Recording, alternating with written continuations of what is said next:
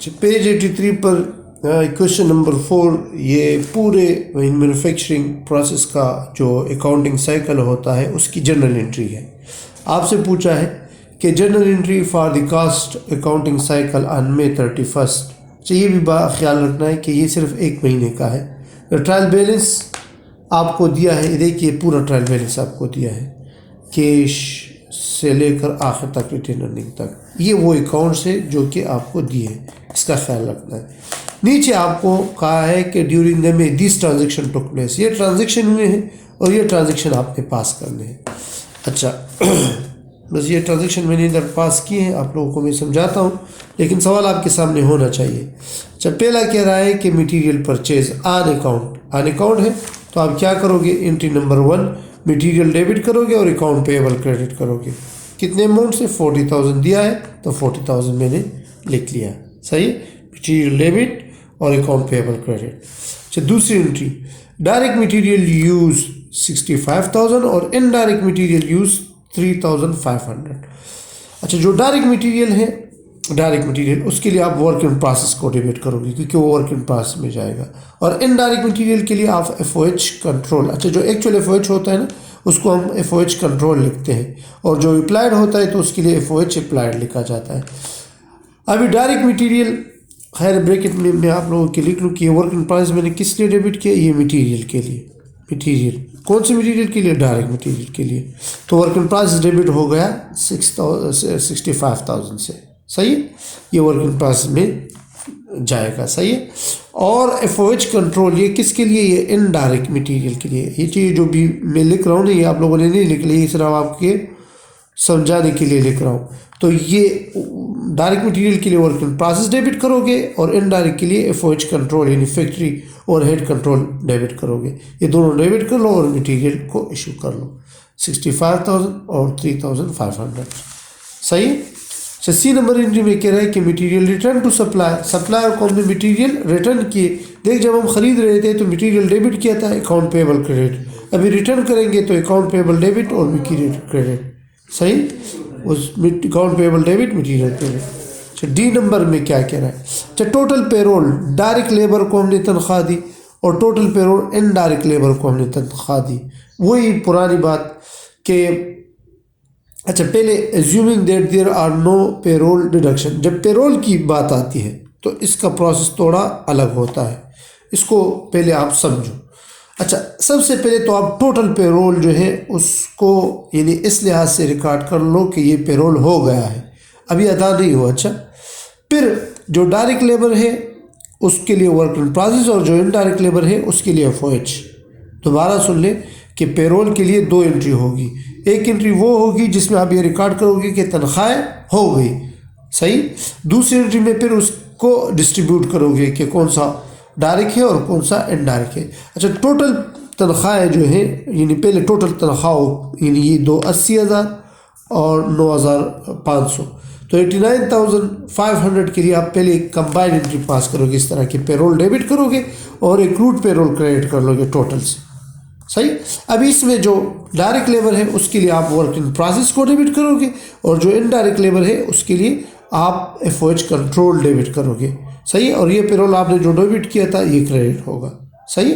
तो एंट्री यानी इस तरह हो जाती है। अगर डायरेक्ट भी आप कर सकते हो लेकिन फिर सही समझ कि work in process debit, FOH control debit और एक्रूड पेरोल क्रेडिट, लेकिन ये 2 एंट्रियाँ इस तरह पास होगी, सही है। डी के लिए कि पहले पेरोल डेबिट टोटल के लिए, फिर जो डायरेक्ट लेबर है उसके लिए आप लोग क्या करोगे, डायरेक्ट लेबर के लिए वर्क इन प्रोसेस और इनडायरेक्ट लेबर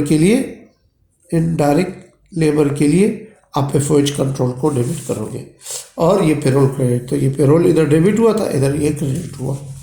दोबारा सुन लें कि इसके लिए हम यानी पेरोल के लिए 2 एंट्री की, एक पेरोल हो गया, पेरोल डेबिट यानी तनख्वाहें हो गई, अभी अदा नहीं हुई, क्रूड मीन कि ये लाइबिलिटी है अभी अदा नहीं हुई, अच्छा पेमेंट इसकी अभी बाकी है, और फिर इसको डिस्ट्रीब्यूट करें, इसको डिस्ट्रीब्यूशन एंट्री कहते हैं। अच्छा ये 2 जो इसी एंट्री के दरमियान जो दूसरी एंट्री है ना ये हम डिस्ट्रीब्यूट कर रहे हैं, सही है।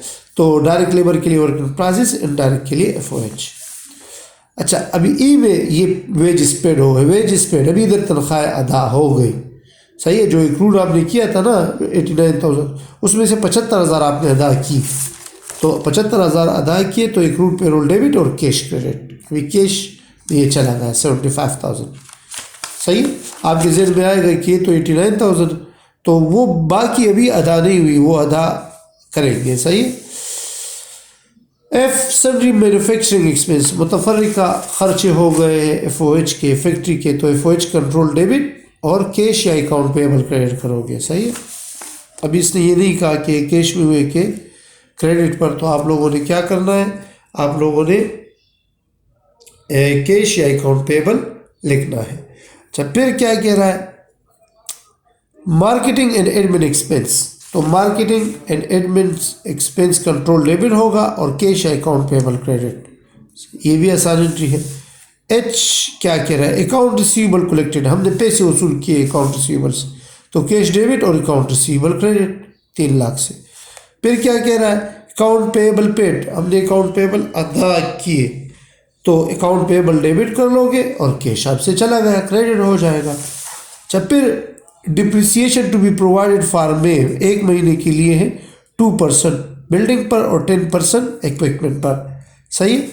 تو ہم کیا کر لیں گے,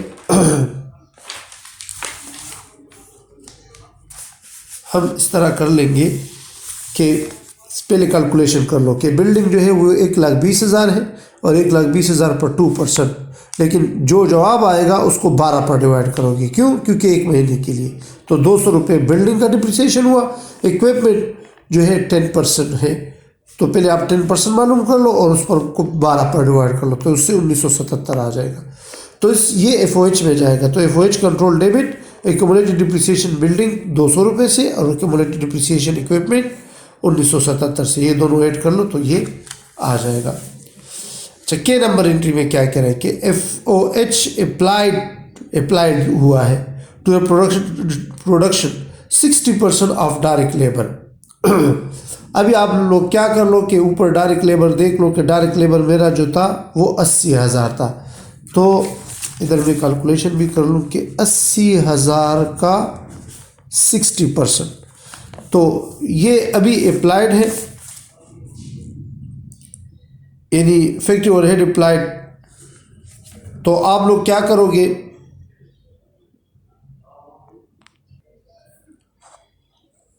صحیح ہے, تو آپ کیا کرو گے کہ آپ ورک ان پروسیس کو ڈیبٹ کر لو گے اور F O H control account کو آپ کریڈٹ کر لو گے. صحیح, بریکٹ میں خیر اپلائڈ لکھ سکتے ہو آپ,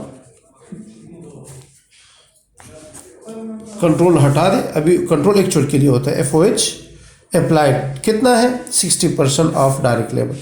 اچھا, ایل میں کیا کہہ رہا ہے کہ ورک ان پروسیس مئی 31 75,000. اچھا, یہ دیکھیے مئی 31 دیا ہے, یعنی اینڈنگ انوینٹری دی ہے, تو آپ نے تھوڑا خیال رکھنا ہے ادھر پر کہ آپ نے ابھی اس ورک ان پروسیس کے لیے آپ نے ایک اکاؤنٹ بنانا ہے. اچھا, پہلے ورک ان پروسیس کا ٹی اکاؤنٹ بنا لے, پھر اس کی انٹری کریں گے. اچھا, بیلنس پہلے لکھ لو. بیلنس کہاں پر ہوگا, آپ کا ٹرائل بیلنس میں جو دیکھیے ایک ورک ان پروسیس آپ کو دیا ہے, ورک ان پروسیس یہ 85,400, یہ اوپننگ بیلنس ہوا. صحیح ہے.